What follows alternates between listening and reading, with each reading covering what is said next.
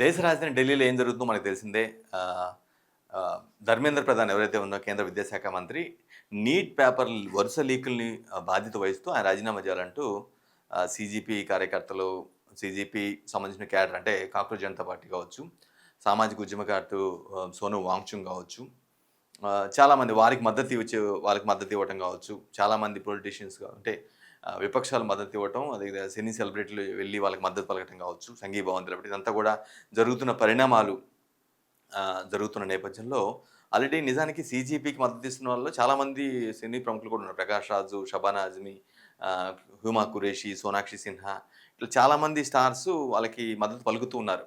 అంటే కరెక్టే, వాళ్ళు చేస్తుంది కరెక్టే. వాళ్ళు ఈ విధంగా విద్యా వ్యవస్థను నీరుగార్చేలాగా నీట్ పేపర్ అన్నిసార్లు లీక్ చేయటం అంటే అది కరెక్ట్ కాదు. బాధ్యత వహిస్తూ ఖచ్చితంగా కేంద్ర విద్యాశాఖ మంత్రి రాజీనామా చేయాలని మద్దతు ఏదైతే డిమాండ్ ఉందో, ఆ డిమాండ్‌కి సంఘీభావం చెప్తూ చాలామంది ఆ జంతర్ మంతర్ వద్దకు వచ్చి స్టూడెంట్స్‌కి మద్దతు చెప్తున్నారు. సరే ఆఫ్‌కోర్స్ అందులో స్టూడెంట్స్ ఎంతమంది ఉన్నారు, వాళ్ళ సీజీపీ కార్యకర్తలు ఎంతమంది ఉన్నారు, వాళ్ళ మద్దతుదారులు ఎంతమంది ఉన్నారు అనేది సెకండ్, అది పెద్ద బిగ్ సబ్జెక్ట్. చాలామంది వచ్చిన ఆరోపణ ఏంటంటే, ఆ సీజీపీ పేరుతో అది అబ్జెక్ట్ దిప్పిక నడుపుతున్న దాంట్లో స్టూడెంట్స్ ఎవరు లేరు. ఎక్కువగా రౌడీలు, గూండాలే ఉన్నారని చెప్పేసి బీజేపీ శ్రేణులు చెప్తూ ఉన్నాయి. సరే ఆఫ్‌కోర్స్ అది ఎంతవరకు నిజం ఉందనేది పక్కన పెడితే, అక్కడైతే యంగ్‌స్టర్స్ అయితే చాలామంది పెద్ద సంఖ్యలో కనిపిస్తూ ఉన్నారు. సో, ఇటువంటి నేపథ్యంలో అది అంత స్థాయిలో తారాస్థాయికి వెళ్ళిపోయింది. చలో పార్లమెంటు సోమవారం పిలిపించారు. అక్కడ లాఠీ చార్జ్ చేసి తీవ్రంగా చెదరగొట్టారు. చాలామంది గాయపడ్డారు. ఇదంతా ఒక యాస్పెక్టు. హాస్పిటల్‌లో ఉన్నటువంటి అదే గాయపడి చికిత్స పొందినటువంటి వాళ్ళని కూడా జేపీ నడ్డా ఎవరైతే కేంద్ర ఆరోగ్య శాఖ మంత్రి ఉన్నారో ఆయన పరామర్శించడం కావచ్చు, వాళ్ళతో ఇంటరాక్ట్ అవ్వడం కావచ్చు, సంప్రదింపులు జరపడం, గొడవకు సంబంధించి సీజీపీ వర్గంతో ఎవరైతే ఆందోళన చేస్తున్నారో వాళ్ళతో కేంద్రం 1, 2, 3 సార్లు సంప్రదింపులు జరపడం, చర్చ చేయటం, సమావేశం చేయటం కూడా జరిగింది. ఇదంతా ఒక యాస్పెక్ట్ అయితే లేటెస్ట్‌గా ఇందులోకి సల్మాన్ ఖాన్ ఎంటర్ అయ్యాడు. సల్మాన్ ఖాన్ చాలా అంటే చాలా స్ట్రాంగ్‌గా ఒక మెసేజ్ పెట్టాడు. సల్మాన్ ఖాన్ ఈ వివాదంలోకి ఎంటర్ అయ్యాడు. వివాదంలోకి ఎంటర్ అవ్వడం దీని మీద స్పందించాడు. ఆ గొడవ మీద, విద్యా వ్యవస్థ మీద ఒక ట్వీట్‌లో తను రాసుకున్నాడు. పెద్దగా ఒక పేపర్ రేంజ్‌లో రాసుకున్నాడు. ఏం రాసాడు ఏంటి? అందులో మోదీకే చాలా సపోర్ట్ చేస్తున్నట్టుగా మాట్లాడడానికి స్పష్టంగా అర్థమవుతుంది. ఏదైతే పొలిటికల్ పార్టీస్, విపక్షాలు వాళ్ళ పార్టీకి మద్దతు పలికి అంటే సీజీపీకి మద్దతు పలికి ప్రధాని మోదీ నివాసం ముందు ధర్నా చేశాయి. కాంగ్రెస్ నాయకత్వంలో చాలామంది పార్టీలు, పర్టిక్యులర్ కాంగ్రెస్ అగ్రనేతలు అందరూ కూడా అక్కడికొచ్చి కూర్చొని చేయడం గాని ఇదంతా కూడా చేశారు. మనం చూసాం. అరెస్ట్ కూడా జరిగింది. రాహుల్ గాంధీ అరెస్ట్ కూడా జరిగింది. మళ్ళీ ఆయన బెయిల్‌పై బయటకు కూడా వచ్చేసారు. ఇదంతా జరిగింది. సో, ఆ సీరీస్ ఆఫ్ ఈవెంట్స్ మొత్తాన్ని పరిగణలో తీసుకొని ఈయన ఒక ట్వీట్ చేశాడు. ఆ ట్వీట్ ఏంటో చూద్దాం. ఆ ట్వీట్‌లో మనకు అర్థమైన సారాంశం ఏంటంటే, మోదీకి మద్దతు పలుకుతున్నట్టుగా కాంగ్రెస్ శ్రేణులో లేదంటే విపక్షాలు ఏదైతే చేస్తూ ఉన్నాయో వాటిని అపోజ్ చేస్తున్నట్టుగా అయితే అర్థమవుతూ ఉంది. ఈయనకి మనకు తెలిసింది 2014 ఫస్ట్ టైము మోదీ అంటే మోదీ ప్రైమ్ మినిస్టర్ అభ్యర్థిగా ఖరారైన తర్వాత క్యాంపెయిన్ చేస్తున్న నేపథ్యంలో ఫుల్ సపోర్టు సల్మాన్ ఖాన్ మోదీకి ఇచ్చారు. ఆ పతంగులు ఎగరవేయటం గాని, అంటే ఫుల్ సపోర్టు 2014 ముందు ఓపెన్‌గానే దేశం బాగుపడాలంటే మోదీ కావాల్సిన అవసరం ఉంది. ఇది మోదీ టైం. అభివృద్ధి జరగాలంటే మోదీ కావాలని డైరెక్ట్‌గా చెప్పిన సందర్భాలు కూడా ఉన్నాయి. ఇప్పుడు లేటెస్ట్‌గా ఈ గొడవకు సంబంధించి ఆయన ఏమన్నాడో ఆ ట్వీట్ చదువుదాం ఒకసారి. సల్మాన్ ఖాన్ అఫీషియల్ ట్విట్టర్‌లో నుంచి ఆయన రాసుకున్నాడు. ఏమని it was such a peaceful moment, feels so sad that it had to take a violent turn.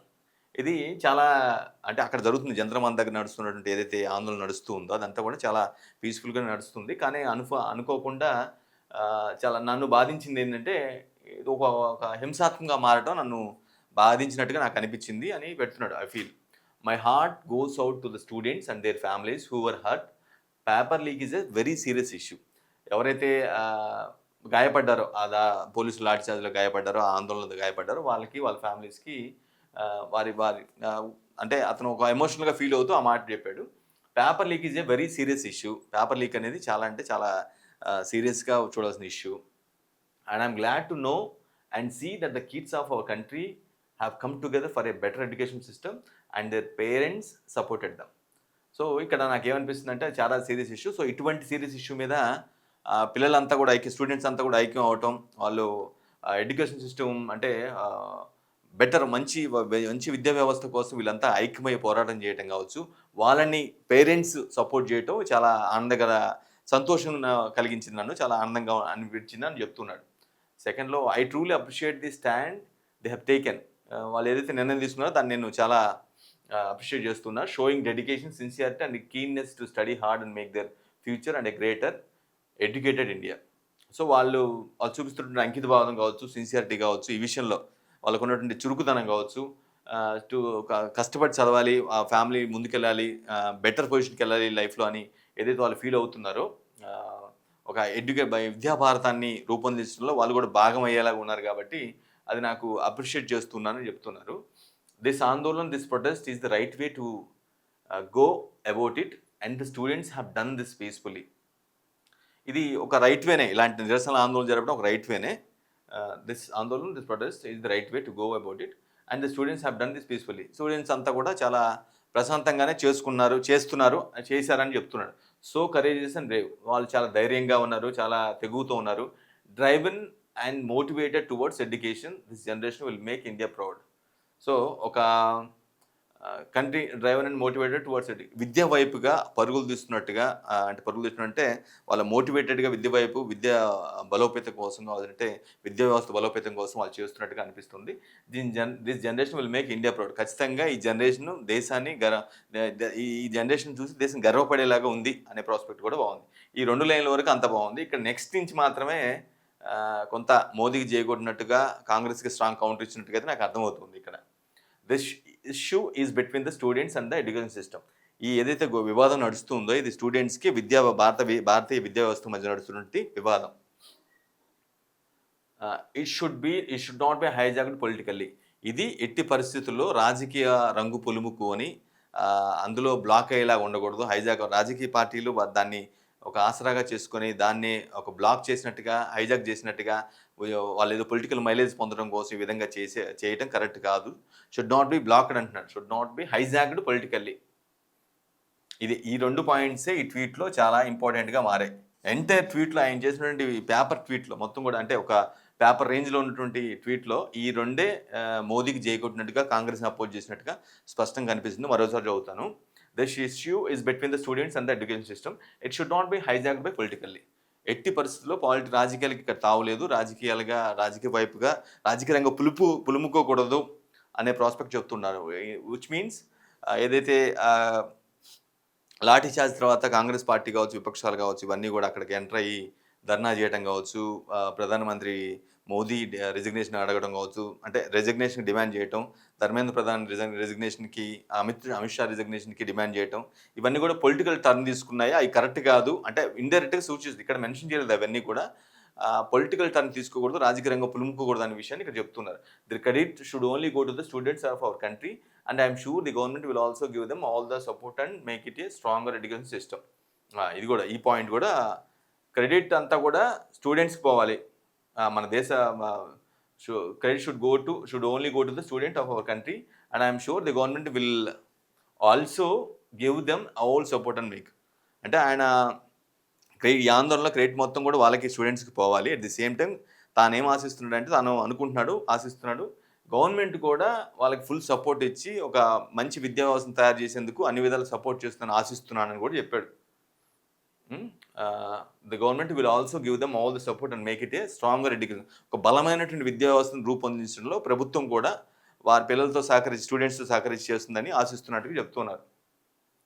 And it's a win situation. అంటే ఇద్దరికి కూడా రెండు వైపుల నుంచి లబ్ధి పొందేలాగా, రెండు వైపుల నుంచి ఎవరు లాస్ అవ్వకుండా ఉండేలాగా పరిస్థితి ఇది అన్నట్టుగా దాన్ని అభివర్ణిస్తున్నాడు.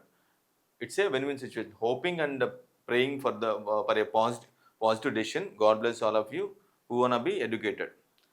ఇది జనరల్గానే ఒక పాజిటివ్ డెసిషన్ వస్తుంది అంటే విద్యార్థులకి, లేదంటే అదేవిధంగా ప్రభుత్వానికి మధ్య జరుగుతున్న సంప్రదింపులు, చర్చలు ఏవైతే ఉన్నాయో వాటి నుంచి ఒక పాజిటివ్ డెసిషన్ వస్తుందని చెప్పేసి ఆశిస్తున్నాను. God bless all of you, మీ అందరినీ దీవిస్తున్నట్టుగా అంటున్నారు. Education should be the next trend and fashion and should get trendier and more fashionable. విద్యా వ్యవస్థ అనేది చాలా మోడర్న్గా, ట్రెండీగా ఉండాలి. ఒక ట్రెండ్ ఫ్యాషన్ని, అంటే ఐ మీన్ ఫ్యాషన్ వైపుకి, దాంతో కంపేర్ చేసాడు. ఆ ఫ్యాషన్ ఏదైతే యువత అనేది ఎక్కువగా ఫ్యాషన్ ట్రెండీగా ఫీల్ అవుతూ ఉంటారో దాన్ని, ఎడ్యుకేషన్ ఆ విధంగా ఆయన కంపేర్ చేస్తే ఇక్కడ ఈ డైలాగ్ అనడం జరిగింది. ఇది year by year it should get trendier and more fashionable by year by year. ఏడాది గడిచే కొద్దికి అది ఖచ్చితంగా ఇంకా ట్రెండీ కావాలి, ఇంకా ఫ్యాషనబుల్ కావాల్సిన అవసరం ఉంది. విద్యా వ్యవస్థ, చదువుకునే విద్యార్థులు అదంతా కూడా ఆ స్ట్రీమ్ మొత్తం కూడా ఆ విధంగా ఉండాలని చెప్తున్నారు. బాహర్ సే లోగ్ come to India to study and India అంటే చాలా విదేశాల నుంచి కూడా జనం విద్యార్థులు చదువుకోవడానికి వస్తూ ఉన్నారు. దేశాన్ని becomes an education hub. India will become education hub. అంటే భారతదేశం అనేది విద్యా వ్యవస్థకు ఒక మూలంగా ఉండేలాగా, ఒక కేంద్రంగా మారేలాగా బయట నుంచి కూడా, విదేశాల నుంచి కూడా చదువుకుంటున్నారంటే అది గొప్ప విషయం అనే పాయింట్ చెప్తూ దాన్ని ఎండ్ చేయడం జరిగింది. ఇది.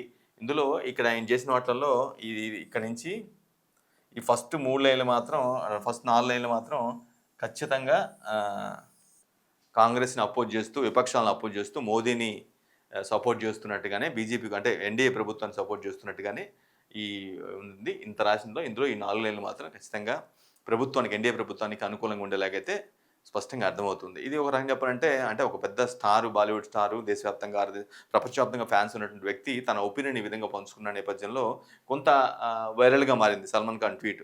ఇది ఈ సల్మాన్ ఖాన్ చేసినటువంటి ట్వీట్ సారాంశం.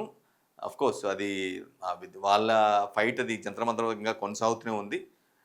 ఆ నేపథ్యంలోనే ఈయన దాన్ని అసలు ఇష్యూ మొత్తాన్ని కూడా ఇప్పటివరకు కన్సిడర్ చేసి చూసారు కాబట్టి, వాటిని ఒక బేరీజ్ వేసుకొని ఒక అంచనాకొచ్చి ఇది కరెక్ట్. ఇది ఓన్లీ విద్యార్థులకు, విద్యా వ్యవస్థకు మాత్రమే జరిగే పోరు.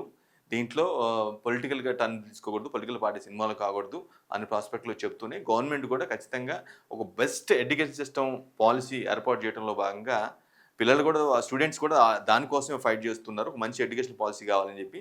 సో, ఇటువంటి క్రమంలో వాళ్ళిద్దరి మధ్య చర్చలు జరిగి ఒక మంచి పాజిటివ్ డెసిషన్ వచ్చి ఒక బలమైనటువంటి విద్యా వ్యవస్థ రూపాంతరానికి, నిర్మాణానికి సహకరిస్తుందని ఆశిస్తున్నట్టుగా సల్మాన్ ఖాన్ ట్వీట్ చేశాడు. ఇది లేటెస్ట్‌గా జరిగినటువంటి పరిణామం.